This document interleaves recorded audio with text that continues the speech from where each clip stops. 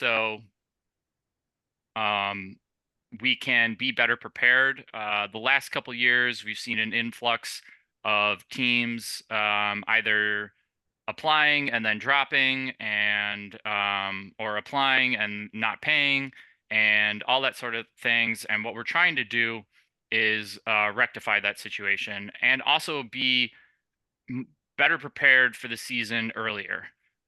We think that these changes that we're going to implement will not only help out the league in being prepared in terms of scheduling and all those things like that, but also you guys, the teams. What we hate seeing is you guys think you have players and you really don't. And one way to force guys and teams to sort of have their roster earlier, in theory, is to move up things, especially payments, so you guys can truly know who's on your team. I've heard too many stories of teams who think they have guys signed and they really don't, and then they don't know until roster lock before week 1 or 2, and then they're sort of scrambling. So again, the theory and the ideas behind this is just for everyone to be better prepared and more in line ourselves with like a standard calendar. So if I can, I'm going to share my screen here with everyone. Let's see. There we go. All right. So hopefully everyone can see this. Here is the new order of events moving forward for the league. Basically, we're going to be sliding things up by about a month. So this next month in December, we will hold board nominations. I believe this coming year is second VP and is it treasurer, or I think it's second VP and treasurer. Yeah, that's right. Yep.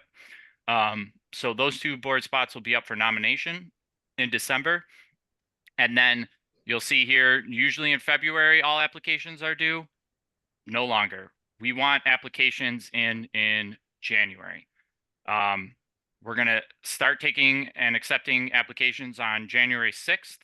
For this season, because of the changes, we will take them up until the following week, January 12th. We'll be reaching out to returning teams, primarily inquiring their status if they don't apply within the first timeline. We're trying, again, basically just to move the calendar ahead here in terms of applications. We want to know the teams who are interested in playing, and we want to know, who's committed to the league. As soon as we get all the applications in, we will create the divisions. Divisions for us are generally at this stage fairly easy. With all the teams in the league and the players that we know about and everyone participating in, fall and winter sessions, we generally have a good feeling about who goes where, especially factoring in pro rel. So divisions for us are always very easy to do, and we will be putting those out pretty much immediately following the completion of the application process. You'll note here on February 3rd, we're upping the deposit for all teams. Your 300, it's going to be 300 at the February meeting. So everyone's used to paying a deposit in February, and that's when the February deposit will be due. We're not making teams pay their deposit until February. So teams are free to apply. They're free to see the divisions, and then they are going to make their first commitment to the league.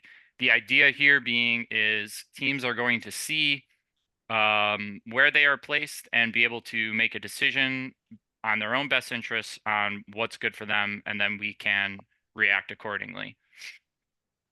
And then you'll note here in March, full payment is due. So that's a full month ahead of where we are in years past. Again, the reason for this being is we want teams fully committed. Everyone paying the full amount, and once your full payment is in, it's kind of us knowing for sure you're going to be playing in the league, because if you back out at that point, you're losing a fair chunk of money based on that. So March will be full payment due for all teams, and then April sort of status quo. We'll do the full cup draw. And because we have all of the teams in and all of that stuff sort of finalized, we'll be able to hopefully, in theory, release a schedule on time and early enough for everyone to be fully prepared for it. So this is the new calendar of events going forward for the league. All applications will be due in January moving ahead, and then we'll expect to be collecting bigger payments in the earlier on in months to hopefully avoid situations where teams join and then they fold and they kind of leave us in the lurch in terms of scheduling and divisions and all that sort of thing. We think that this plan is flexible for teams to kind of see and understand, and we're going to be, like I said, more flexible this year in terms of when we accept applications. What we will be less flexible about moving forward is full payments. Okay. This is a thing that comes up every year. And frankly, I am more lenient on it than anyone else. That's my fault because I am nice to all of you guys, and I love you all. But we kind of have to put our foot down on that. There's too many times where teams and managers are reaching out, trying to extend past deadlines that we set that like kind of have to be hit to keep us on track. And we just kind of are like, okay, well, send us the check, mail it, blah, blah, blah. This is the date, March 3rd. Everyone knows, set in stone. Your payment is in or it's not, and you're not a team. Like, we're just not messing around with that anymore. All teams know well in advance, set yourself up for success, collect early, do whatever you got to do, talk to your sponsor, be ready to pay it yourself. Ask mom and dad. I don't care. But like moving forward, March 3rd is, or whatever that March meeting date is going to be like a hard stop in terms of payments. And if you don't make it, like this is me telling you right now that that's your date, and I won't feel bad about it because I've told you very clearly that that's the date. So don't ask us to extend it because we don't want to, and we won't. So please be prepared this year to make payments on time.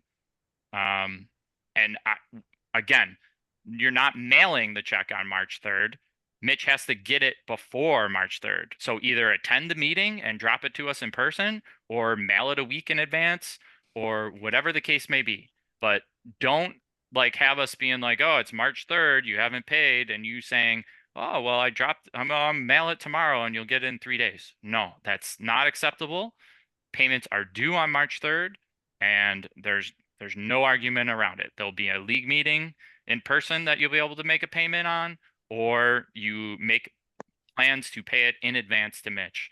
Otherwise, we're not going to be able to help you out. That's just the long and short of it. Mitch, anything to add to the calendar stuff that I have not spoken about? Yeah, just to kind of piggyback off that, and I think Brandon is kind of making a good question about what's the full payment going to be. So, February 3rd, we're going to get the deposits in, and we're going to know how many teams are actually going to commit to the league. The next day, I'm going to email all the teams the cost, and what we're going to move forward doing is we're going to average the cost of the field league run fields. And so if we know everyone's going to have 5 home games or 6 home games, depending on the number of teams in their division, we can send that out immediately. So you'll still have the full month. Barring any fields grossly increasing their rates, it should remain pretty consistent what it was last year. And I believe that was between $1,600 and $1,700 per team. So I will have that out to everyone, hoping for February 4th or 5th. And then you have until March 3rd to either do what any of the things that Mike said, or, the drive out to Pendleton's not too bad. So, and I'm happy to meet you at Sportsplex when I'm playing on Tuesday nights as well. But we really think this is going to help alleviate teams dropping out the last minute or not paying, which in turn will prevent scheduling snafus where teams aren't getting the full 10, 11, 12 games and are playing less, which isn't fair to any teams out there. We'd rather you play more soccer. Yeah, fully agree with that. Uh, that's definitely a plan for us that we're going to be talking about earlier. Um, Tom, it's way better than the town of Lockport that I used to live in. It's like in 20 minutes closer. So um, any other questions based on the timeline that has been laid out here in terms of dates, timelines, questions about the process here? Can either put it in chat or unmute yourself and ask. Please feel free to do so.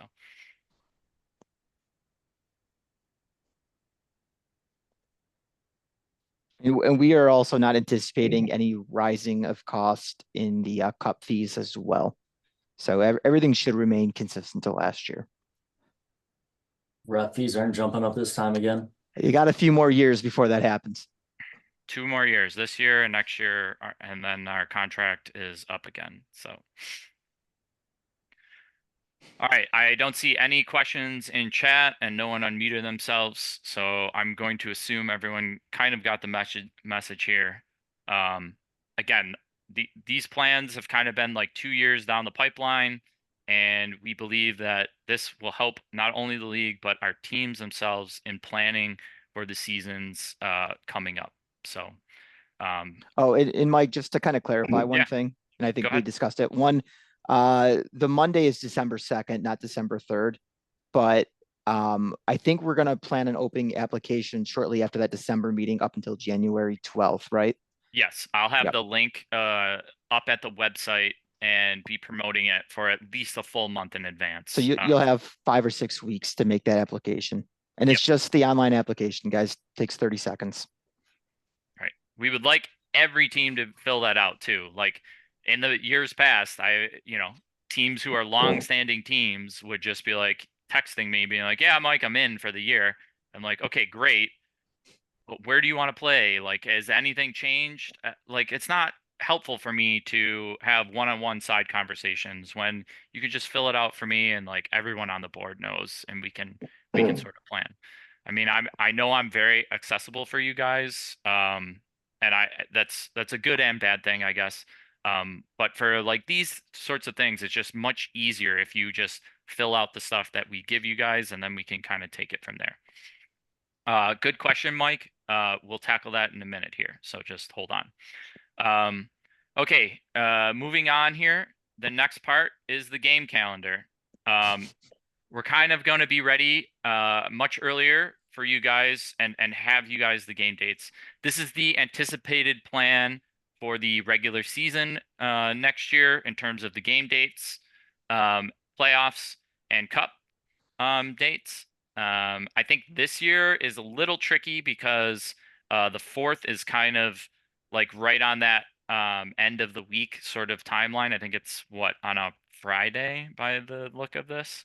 Yeah. Um, so the the question for us was, do we start early and play in April, or do we just play that July 4th of July weekend?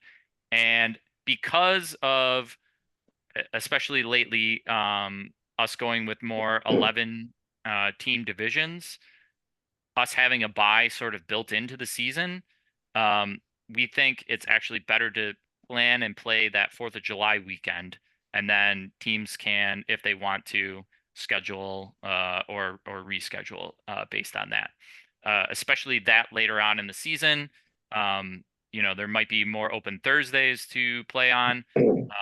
Perhaps we'll have more games on Mondays that weekend, so there's more stress off of the weekend. But starting early is never ideal for us. I mean, our season window is usually tight as it is. And whenever the fourth kind of interferes with it, it makes it tricky. Years past, we've tried different things. We've tried like the flex week. We've tried different things to accommodate that. And this year, we're just going to try and schedule a game that weekend and see how that goes pretty much. and go from there. I'll keep scrolling down here. There's Matthews Cup and all of that. One note here, for the finals, BDSL Championship Sunday, we're planning on moving the finals. Oh, this is under the cup, but it should be for championship weekend. BDSL Championship Sunday, we are strongly considering moving the finals back to Nichols. Pros and cons of that are we don't have the lights, so playing late into the evening is tricky, depending on how the game schedule goes.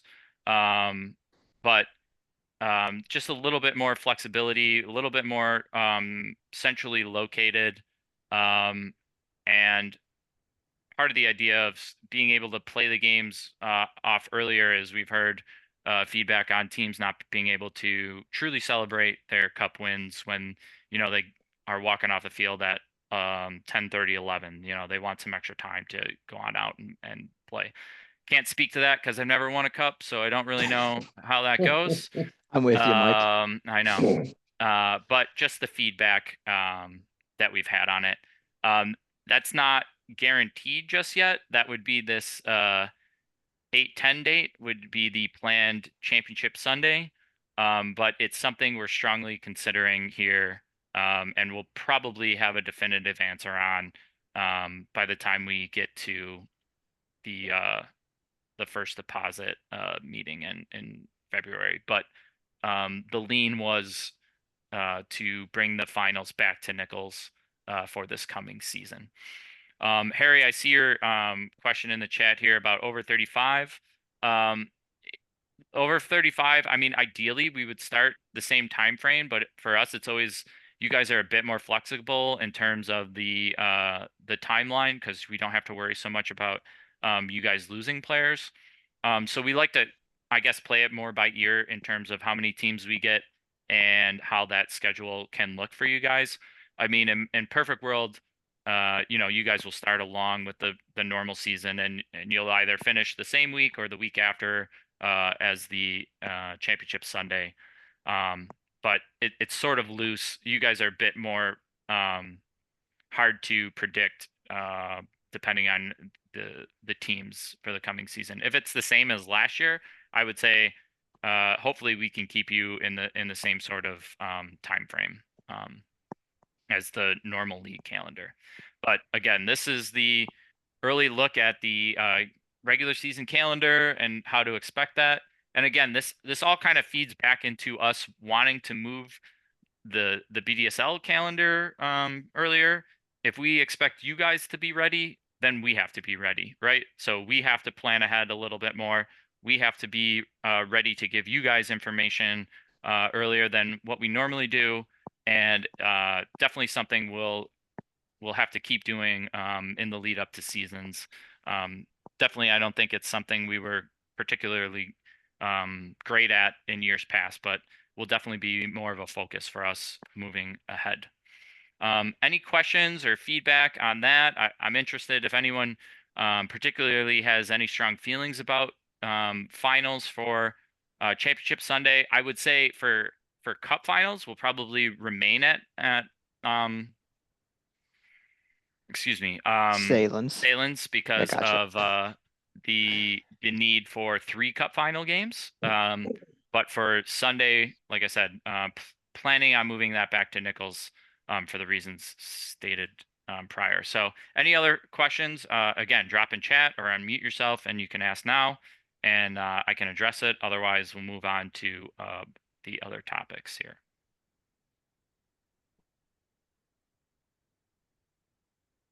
No?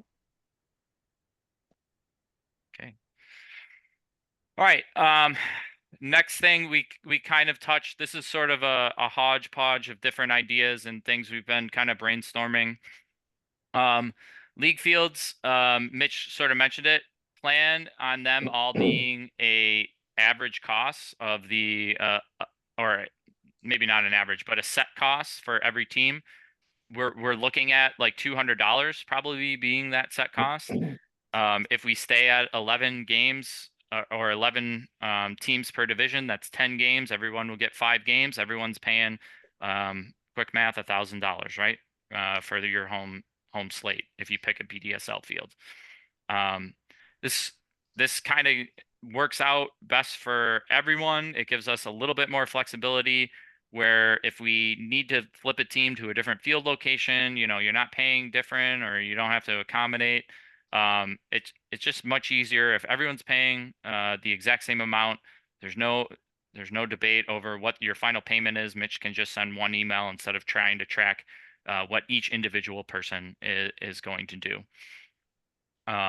So I would expect it to be around 200 unless I get rates from fields this year that are exorbitantly higher, which, isn't out of the question, but I would expect it to remain close to $200 per home game. One thing that's kind of been a subject of debate over the past years is how far away we are allowing teams. And what we've come to the agreement on is a new home field radius. We've kind of picked ECMC as like central part of New York, and from now on, we're not going to allow home teams outside of a 35-mile radius in any one-way direction. We're going to grandfather in teams who are already and currently playing their games out of the area. So like Olean, perhaps Southern Tier if they get Fredonia back, Medina, those sorts of teams will be grandfathered in. And I would just add on that those teams who are in the league and playing at those locations have sort of earned their right to do it by their continued participation in the league. Never have any questions or issues when it comes to those teams. And if they were a team who were flimsy, we would have handled that by now. But the fact that they continue year in and year out to do right by the BDSL and all the teams who they play means we are comfortable with allowing them to continue to play at their so desired home fields. And again, I always say, keep in mind, guys, we're asking maybe your team to make the drive out there for one weekend a season while they're making that same drive 5 times per year. We always try to do it every other year.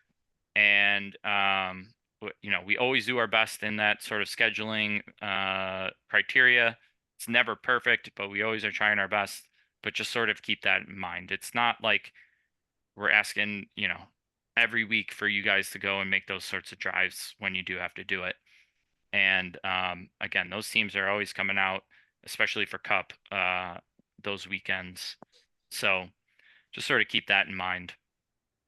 But moving forward, we're kind of in agreement that unless a team wants to play within this sort of area, we're not going to be super interested in bringing them into the league. The next item here, excuse me, is I've had a lot of inquiries about like BDSL gear and like apparel or something like that. So, I mean, that's my job. Not this job, in terms of being your prez, but like that's my real world job. So it's something I could easily do, and I just have never really thought that there was enough interest in it. But because over the last couple seasons, I've had more people kind of ask or inquire about, hey, why don't we do or have something like this? Kind of tossing that idea out to everyone to see if like there is truly interest. I could easily build a league store where we could have it open for a set amount of time. People can buy stuff, and all proceeds we would send directly to the league for payments on stuff that we try to do for all teams each year. It's not a hard thing for me to do, and it's pretty easy and straightforward. But I don't know. Like I said, I've had more requests over the last couple of years, enough to the point where I thought it was worth at least broaching at a meeting if there was more interest by the general league to have something like that. We love our league. I love going to the fields in the fall and winter and seeing, everyone wearing BDSL jerseys in their co-ed and men's league games. You guys knock it out of the park every year with jersey stuff. It's really unbelievable. And having that sort of league branded stuff might be cool, I guess, if guys are interested in it. So just something for us to consider. Any feedback on that? I think I see a question here. Will it have league branded stuff only, or could we have team branded stuff in the store? No, this would just be BDSL specific. So like, a BDSL branded hoodie or tee or whatever. It would be very difficult to have individual team logos added onto each thing. Just knowing again, this being my actual job, that like if we do a BDSL store where anyone can add their team logo to it and only one person orders, like, I don't know, a Reds sweatshirt, like impossible task, or incredibly expensive, way more expensive than what it would be worth doing. But if it's just, BDSL stuff or logoed wear, pretty simple and straightforward. I mean, I don't want to turn this into a Mike Schieber sales thing. If it's a something your team is interested in, I can help with that. I know Mike has done stuff. Juicy from Corner Kits has done stuff like that for teams too. But I never really pushed my my ability to get jerseys or anything like that because I just think it's kind of I don't want to say like inappropriate, but it's just not really something I want to do necessarily. Like I'm never in this to make money. Just in it for the level of the league. So I do jerseys on the side, but if any team is interested in that, I can sort of help you directly for your own team apparel. But no, I'm just talking purely BDSL branded merchandise only. And like really, basic stuff to start off with. I wouldn't do anything crazy. Just straightforward logo, maybe the bug. I kind of like our smaller logo that's on our Twitter handle a lot too. So I'm just talking really simple stuff, just to maybe get the ball rolling and see if teams are interested in. So yeah, I would leave it at that for that. Any other questions or anything like that? No. Okay, this is a topic we talked about last year, and we kind of got the ball rolling on it, but definitely with this coming year, plan to do like really lock in. We really want to do player awards for this coming season. So we're probably going to do like a plaque for Golden Glove and Golden Boot for each division.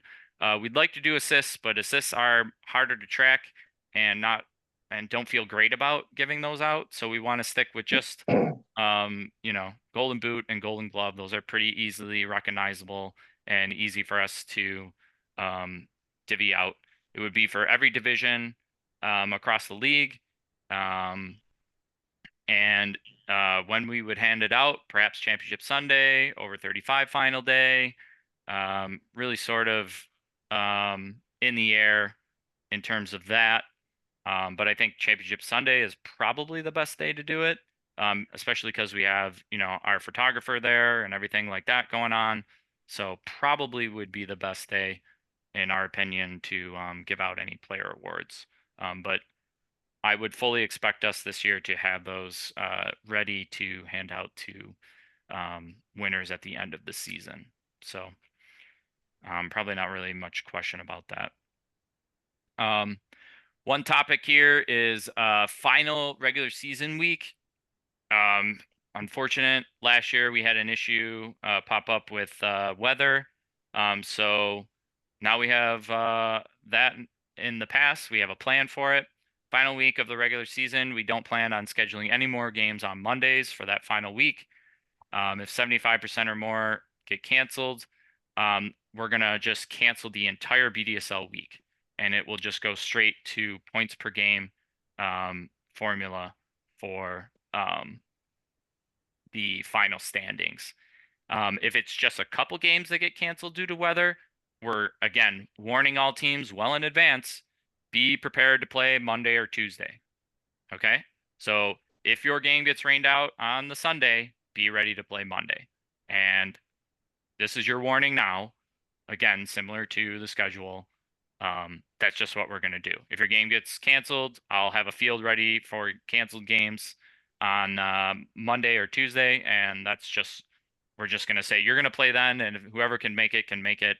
And that'll be that. So, if you're getting down to it and you need points, you had plenty of chances earlier in the season, and there's nothing we can really do about whether we have to end the season at some point, and that's just what we're going to do.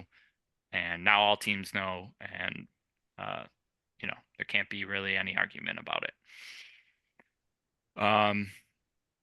And then I think this is the last note I have here is Mitch's card email that he sends every week always had that clarifier. We're just going to make sure we go through and correct the language at the website so everyone is on the same page in terms of that. And just as a whole, when we go through and update the website, we'll make sure these updates in terms of the timelines and all that will be noted in that.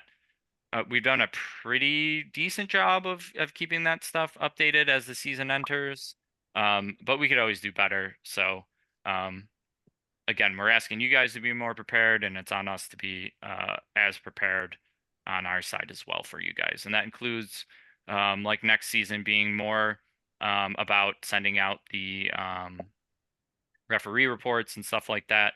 All that kind of things, stuff that us as the board, we got to do better on that we're going to focus more on doing for you guys. So I think that is just about all I needed to cover. Mitch, I'm going to have a sip of beer. Do you have anything else you want to talk about while you have a chance here? I've got nothing. I think it's pretty much it. Any questions from anyone out there based on all of the things we went over here, whether it's schedule, whether it's BDSL calendar, any of the stuff that was tackled here this evening, please feel free to drop the question or unmute yourself and ask. No, Mitch, grass fields will be allowed that last week of the season if you're playing on grass. So.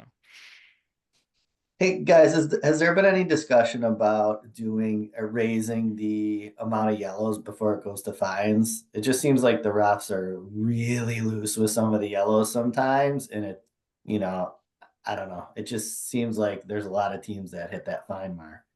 Yeah, so we definitely take a look at it each year, and I've got the numbers for the past 3 years or 4 years since when I took over, and we look at refs and who's averaging what yellow cards per game. I will tell you actually last year, while it seemed like a lot, was pretty much the same as the year before on average, which was down from 3 years ago. 3 years ago, we broke all sorts of records on yellows and reds. We're having about, I want to say 8 to 12 teams on average. Nice. Hit that first fine, and very few are hitting the fines thereafter. It's always something we're revisiting, and we're trying to base it more on, and I think we did a good job on differentiating between the regular season and the cup, which has lowered it by quite a lot. I think we're at 14 right now, or I think it's 14 or 15, which is I think ends up being about 1.5 per game or something like that. It really is not affecting more than about 15% of the teams. I know it seems like a lot, and I make it very bold in your face, but a lot of the times, a lot of people are on that list and they never hit that 14. But it is something we're actively reviewing each week. All right, maybe we just keep getting those same refs. Right, and that's a tough thing because some refs are absolutely more card heavy. I don't think anyone would dispute that. We try to monitor that when we're seeing the same refs putting the same games, but A lot of the time, you're also getting refs that don't tend to card. Your Tommy Georges of the world who forget their cards at home and stuff like that. But we always the refs that stick out and give 5 yellow cards per team always stick out in our minds a lot more than the ones that keep it away and just yell play on. I would follow up with that based on what Mitch said is one point of communication we've had a lot more clear contact with is the people on the ref side who are in charge. There's a lot more clarity between what's going on in the BDSL, where who's giving out cards, what type of cards are being given out, and they have the people in charge on the refs end have a very clear picture of who they need to talk to and address on a week-to-week basis in terms of the refereeing. It's never going to be perfect. I mean, again, guys, just look at the pros. Like, how much complaining is there about refs at like the highest levels of soccer, right? Expound that down to our level, right? It's just it is what it is, and as Mitch said, it does look like a lot of teams are being maybe hit with that, but in truth, it's usually not. It's pretty low. If it's 10 to 15% who only hit that first marker, I mean, we're talking about 76 teams in the league. There's not that many that really hit that, and very few go beyond the first and second. Usually, it's repeat offenders teams who do hit the higher tier marks. Every season it might be a team here and team there who are new and who haven't hit it before, but it's usually the same collection of teams every year that hit the first and then beyond marks. So I mean, again, we set that first mark in terms of the fine you pay like rather low because we understand that first barrier like isn't really a bad look on any teams, but that's why the fines like quickly increase the higher up you go. Right.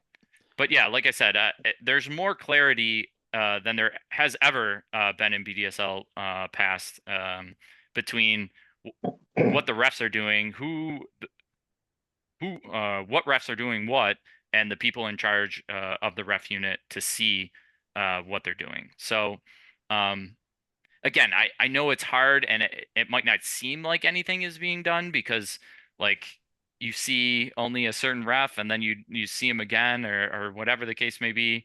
But I promise you guys, you just have to take the board's word for it. It is something we are constantly talking to the ref powers that be about and taking a look at. If we see a ref who gives out a ton of yellows on a week-to-week basis, I promise you they are talking to that official and being like, here's how we can, you're going to get assessed this week, or, here's how we can better manage a game and stuff like that. So, again, I know it's something that seems like isn't being addressed maybe because there's no like immediately or immediate proof of that that I can show you, but I can only say like it is a weekly discussion during the BDSL Yep. season about what refs are doing what. So Yeah. And yeah, I mean, we're constantly discussing with the refs who's giving out too many. We're asking for better ref reports and should this ref still be in the center? Should they be moved elsewhere? We're fighting for you guys, we promise. And I just looked it up. 18% of the league hit that first fine, and only 2 teams out of the 79 got past that first fine. So it's pretty much spot on where it was the year prior. All right, I would fair enough. I would say the fine is doing exactly what we hoped it would do, which is to curtail like constant cards. Like as Mitch said, we were at like all-time highs a few seasons ago, and the idea that we've lowered that and it has remained at least steady on the lower side is a good sign that maybe it's working. I mean, it might not be related at all, but we can only go off of the data and what we've done, and it appears to be a positive effect on the league. I would say we're in a way better spot based on some of our friends to the east in our DSL. So, yeah, that's just sort of where we are. And if we see a big influx, we're definitely going to take a look and see if we need to crank those numbers and adjust accordingly. AJ, yeah, that's pretty much where we're at. Between 16 and 17. If nothing changes from last year, which we're not forecasting, you've got $1,000 for 5 games. You've got $600 for player fees, 150 for a team fee, and 135 for the cup, minus the 300. It's about 1585-ish that will be due. So I would expect around that ballpark in March. Any other questions? Some good ones there from AJ and Tom. No? Okay. I mean, again, a lot to think about here in terms of the updates to the calendar. This year, like I said, we'll be a bit more flexible on it in terms of the application process. We will be inflexible on payments and due dates. But we'll be getting information out to all of you teams and a constant reminder on, like, hey, this is the new process. Be ready to do this in the lead up to this season. Years past will probably be a bit harder on the application side of things, like we're going to be on the payment side. But again, the idea here is that this plan is to make things easier on both the board side and on the team side, because we've just had lately too many teams applying and then dropping, and then like we're midway through scheduling, and it's just it's not a lot of fun to pivot on a dime so often the past couple of years. So that's how we're going to approach things this season and moving forward. Alejandro, can you go back to that? Yeah. So I recorded this meeting. I will have this uploaded to YouTube too, so everyone can see it. But regular season, for you, it's a little bit harder though, because you're over 35, right? But here, I'll share my screen again real quick, and you can take a look at this.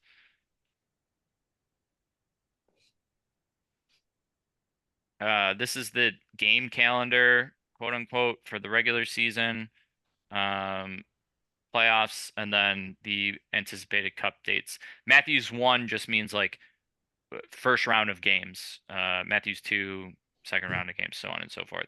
Obviously, you could see by this, we do anticipate keeping the current cup structure in place. To be honest, we've toyed with a couple other ideas, but nothing really seems to be like great. Aside from this, we like the fact that this guarantees all teams at least 2 games. Sort of makes up for the fact that if we stick with 11 teams in divisions, we kind of have taken a game away. This makes it back up in cup play, and limiting it to the top or 2 divisions per cup seems to make sense in terms of competitiveness to a certain extent. So yep, those are the dates there that you can plan for the regular season. Oh, Southern Tier. Yes, that's right. Sorry, buddy. Okay, so with that, you guys are all free to hop off the call. I appreciate all of you guys for taking some time here for a November meeting to sit with us for the hour here. I know it was a lot of information for an off-season meeting, but like I said, we've been talking about this for about 2 years now, and it's finally time to give it out to you guys. So that's the plan for us moving forward. Obviously, from us, there's going to be more communication earlier on because of this, and you can expect another Zoom meeting probably for December. So yeah, be on the lookout for that. And if anyone wants to stick around afterwards here for a word with us in private, please feel free to do so.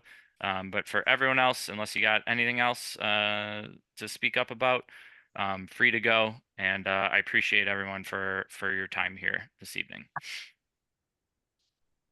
Again, if you didn't, just drop your team in the chat. Anyone who arrived late.